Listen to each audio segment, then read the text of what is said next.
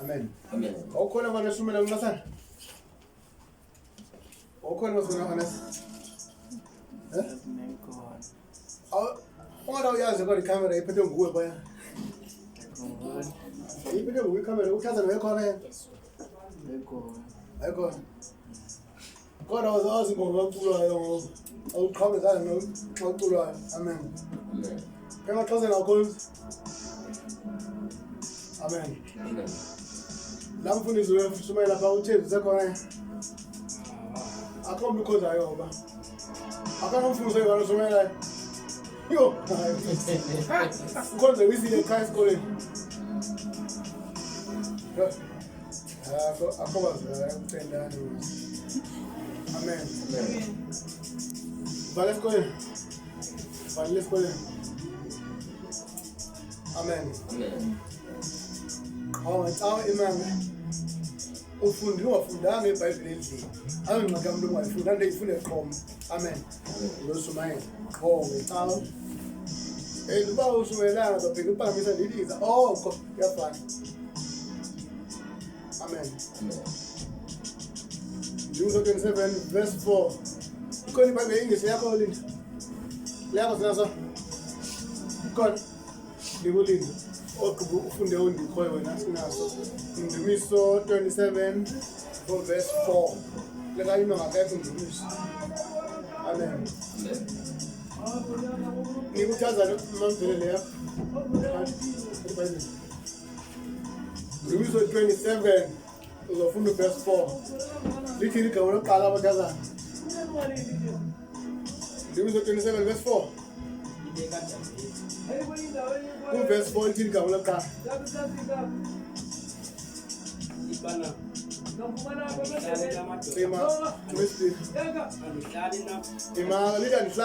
That means awufundanga kuyo. 27 verse 4. U27 ligama elibhalwe kakhulu. Ivesi ngalamagama abhalwa kancinci. Yayibona? Suthiwa ngalo cala. Verse 4. Hey, let us learn Karishwaya. Funda verse 4. Lithi igama lokuqala. Eke uyifumene. U27 ngamagama amakhulu, amagama amancane zivesi. Yabo uzoyazi iBhayibheli yabo.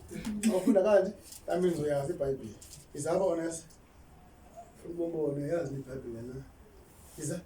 Can you speak colors? Can you convince up Indumiso chapter 27 verse 4 leibina. Come on, mom. Indumiso 27 verse 4 leib.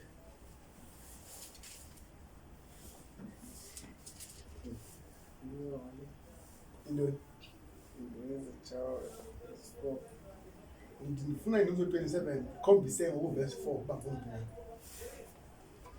Ungathi ndiqonile. Oh, yatso ukuthi kanti yazi. Chapter ngalamagama amakhulu. Chapter le ngoba chapter ichaza amagama amakhulu. Nenxoxa iverse 4 ujuka usuku le27 ukwehla. Uverse 4 ngulo mkhombileyo. Xa chapter 9 verse 6 khomba verse 6. Chapter 9 verse 6. Injalo ngohlala phansi. Yayazi ipasile nje. Ngawukhwathe. Funda la ethatha ngicela.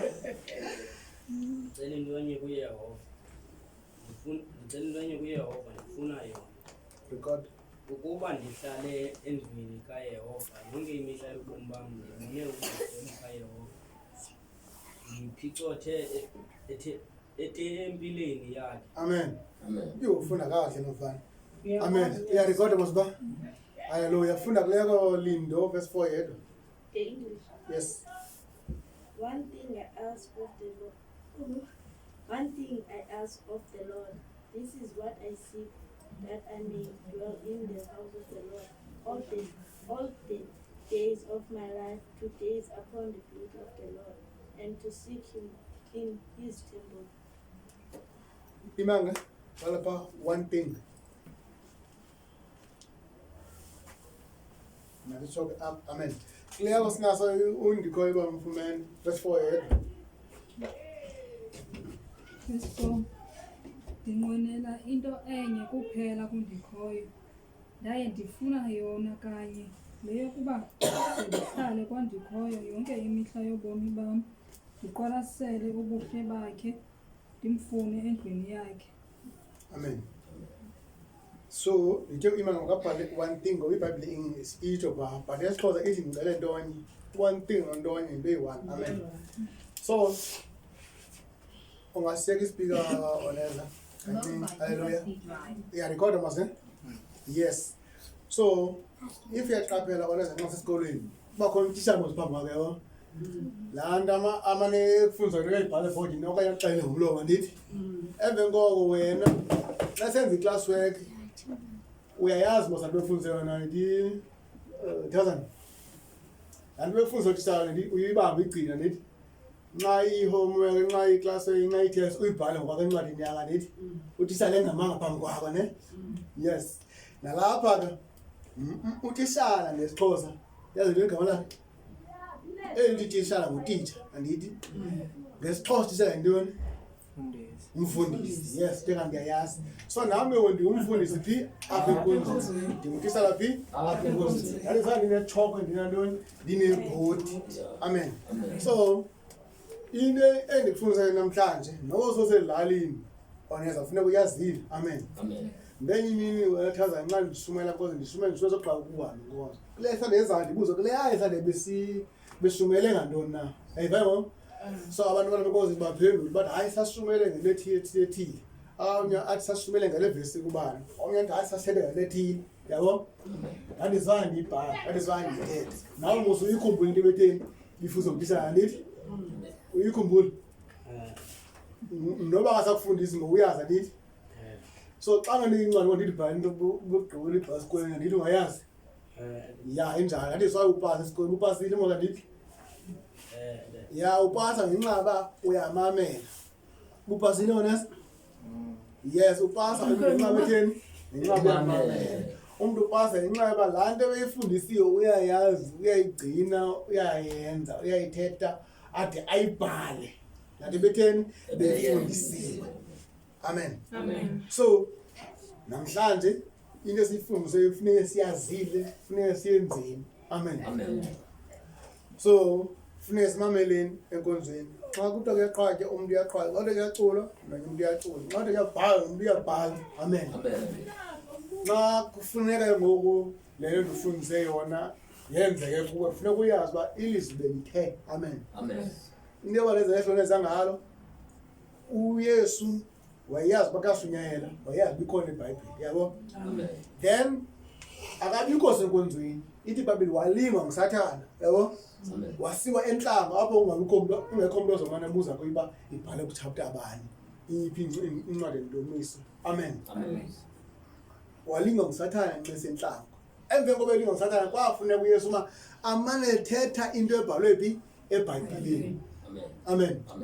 So nathi singabazalwane sizawuphuma apha enkonzweni singaphathi iBhayibhile ngohlobo okanye siyivule ngohlobo kodwa kuzofuneka into etheni ebhalwe eBhayibhileni. Amen. Ngoba ehlabathini kukho uSathana, kukhona izilingo, kukhona abantu. Amen. Uzodibana nomuntu pha athi ubuye bazobona athi bokutyhile ndawoni ungayazi. Bekushunyela ngantoni ungayazi. Yathi siwafuneka umamele xa uphi xa usenkundleni. Udibana noSathana pha athi kubhaliwe kwathiwa if ungazithoba kule building wehliwe wezantsi uthi uzothumela ingelosi xa uzowazi kuba ungabetheki nobetheka.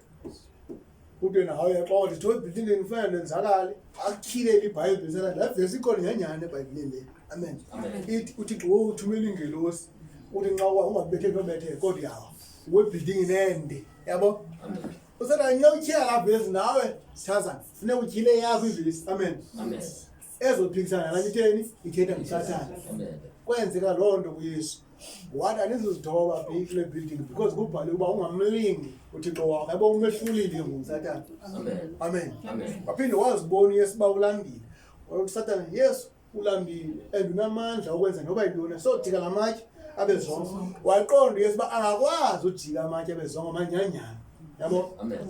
qha kufuneka angawadiki amatye bezonga funeka aphikise abantu usathane wathi kubhaliwe utheni ebhalwe eBhayibhelini wathi kubhaliwe kwathiwa umuntu akaphili ngasonka sodwa amen nale ke ibhalwe eBhayibhelini so nxa udibana nengxaki emhlabeni nxa udibana nemeko emhlabeni kufuneka ukhumbule uba izwi kaThixo lithini na ngale nto amen ngoba ngoba uzodibana nento yawufuna ntoni izwi kaThixo so nxa senkonzweni kufuneka ube ngathi ukhaphe abantu bayenkonzweni xa senkonzweni afuneka ngathi uze kuba usiziwa amen usayikhumbula ke sewutyhile sinaso aphinde utyhile nebityhile nguwe wedwa wazishumayela kwaze Efes amen tyhila yona iBhayibhile yesiXhosa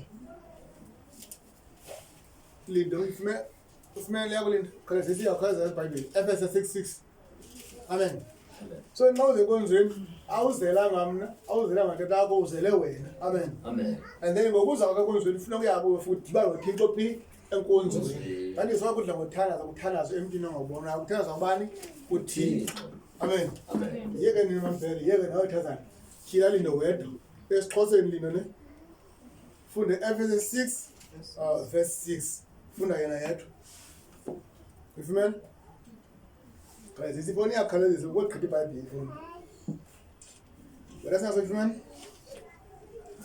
lindo kwifumane ufumene Efes 6:6 Tebe yavunya ndimi wena ungayifumana ufumene wa funda ke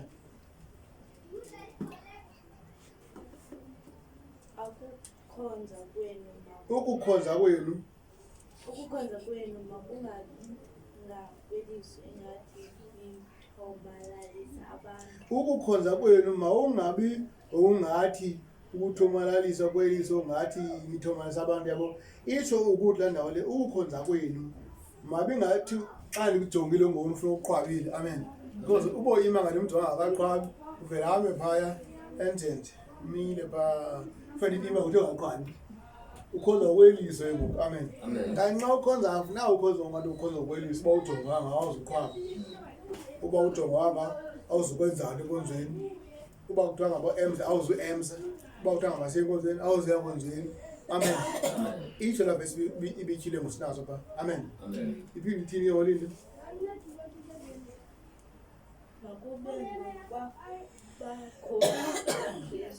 Makube ngokubakhonzi bakantoni? BakaKrestu. Abakhonzi bakaKrestu ngabantu noba sebebulisa babulisa ngegama likaYesu. Amen. Sebethetha bathetha ngantoni? Ngegama likaYesu. Sebesenza into enkonzweni abayenzeli ba abantu bazothini. Kwaze kwabantu besenkonzweni babanentloni, abanentloni ngabani. Amen. iBhayibhile ithi ungabi nentloni ngam. Amen. Wena mntu wanentloni ngawe. Amen. So nxa unentloni enkonzweni awuzuba nazo babandle okanye epatini. Amen. Okanye esimokolweni. Amen. So noThixo suba nentloni ngaye. Amen. Because nxa uhlele netshomi zakho nentanga zakho abina ntloni ndithi. Naxa uhlele noThixo suba nentloni. Hallelujah. Ngoba uThixo uzoba nentloni ngaye ngolo hlobo ngoku ngumkhonzi kabani? kaKrestu. Igqibile. Gqibe. Nikwenza ukuthanda kukaThixo. Amen. Ithi nikwenze ngokuthanda kwabani? kukaThixo. Ungenzi into okanye ungenzi enkonzweni because uthandisa uOneza okanye uzenkonzweni because uthandisa umfundisi okanye uthandisa utata okanye uthandisa umama. Amen. Yiye enkonzweni ngokumphefumulo wakho. Amen. Ungathi ndiyenze kubombelesiya. Mayabone ngawusomshiya nganye ixesha yinguwa ngaphambili because uthandisa ikuyi uthandisa ntoni emphefumulweni wakho. Wenza intando kabani? kaThixo. Yena yile engayanga wena yile umphefumulo wakho. Because umphefumulo wakho awufani nokamama wakho notata wakho. Amen. Umuntu ngamnye umphefumulo wakho thathi sona nxa uzala wedwa. Nanxa mhlawumbe umuntu ebhubha yedwa. Amen. Yiso nabantu kuthiwa ngamawele ethazana nxa ebhubha akabhubhi etlosele one. Okayibona loo nto? Umuntu oliwele nxa ebhubha akabhubhi newele lakhe. Akekho umuntu oliwele okangcwatyebela linya. Sawumbona? Wena sawumbona? Amen. Alike la esingabeni ba ndabe nokwabo na akho kuwenu kodwa kawubhubhe untembu ukuthi amabhelandini akhumbula akungamabhelandini sokhabhathi yes xa kawubhubela tata kwanyanzela kufaka omnye umuntu ubungcela itambu lakho khona wangazali amen so xa kungcwatywa into eliwele ongekabhubhi yena eliwele nawe ufakwa phi ngenxa amawele awabhubhi ngexesha eliyi-1 kodwa azalwe ngexesha eliyi-1 loo nto le ichaza uba umntu unomphefumlo wakhe ngamnye ngamnye noba bazitshomi noma bangamawele umnexesha lakhe nomphefumlo wakhe 1 by 1 amen so umncekhonzela ntoni umphefumlo wakhe amen naxa umntu ekubuza honest uba umntu usinsele ntoni ubona usinsele ntoni umphefumlo wakhe amen ngoba umuntu obhubhe engasindiswanga umphefumlo wakhe uyakwazi uba sisiforho levathazana okanye abe sesithunzela amen ngoba ubhubhetheni engasindiswanga but ukosindisiweyo xa ebhubhile umphefumlo wakhe awubizosithunzela awubizosiporho amen uyahamba uye kwenye indawo kuthiwa kuseparadesi kabawo amen kanti sakufuna enkonzo into sepostile into yokukhonzela ntoni umphefumlo amen bakhonzela umphefumlo walo basehadesi uphume uyoseparadesi amen so xa usindise ntoni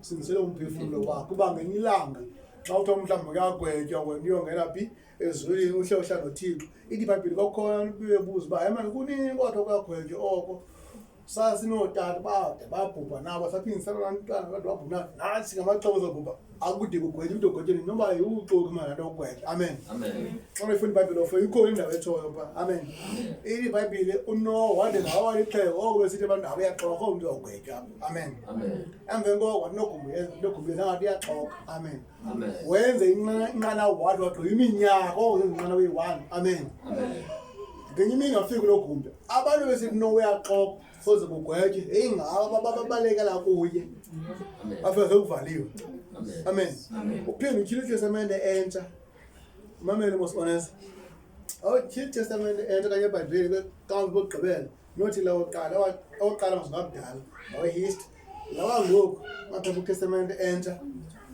athi wona njengoko bakwenjalo ngeentsuku zikanowa koba njalo ngathi abantu angekakristu nami njengoko abantu bengabhilivi bakoze kugwetywe nabo xa sekugwetywa ngoku bothini abazubhiliva again amen ithi ngoku kuzothi umntu ephaa emasimi esevukazi mhlawumbi elima pha okanye ehlakula vele kuthi kuyagodlela namhlanje abanye umhlawumbi balele kusemini okanye sebusuku abone lo secanga lebhedi sengekho keswaka amen kanti kutheni kuyagwetywa amen that means akho umntu othi ngomso kuyagwetywa uzawube uyaxoka otshilo wakho even enjalo athi uve kuthiwa eTV-ni okanye kuFacebook okanye kuWhatsApp okanye kuFacebook kumntu othe kuzogwetywa wakho wayiva le nto le amen ufuna nto kulo mntu ungxolayo ithi mama khuza naye mathule malini mama khuza naye ijuice amen faka isipika sakho ngesikali amen uvile mosithatha nebethela ngayo ngoku yes ngoba sakufunda le ndawo iyi-1 ithi ndicele ntonye ndifuna yona haleluya ithi ibhayibhile ndicele ntonye ndifuna yona haleluya ividiyo yakho cimile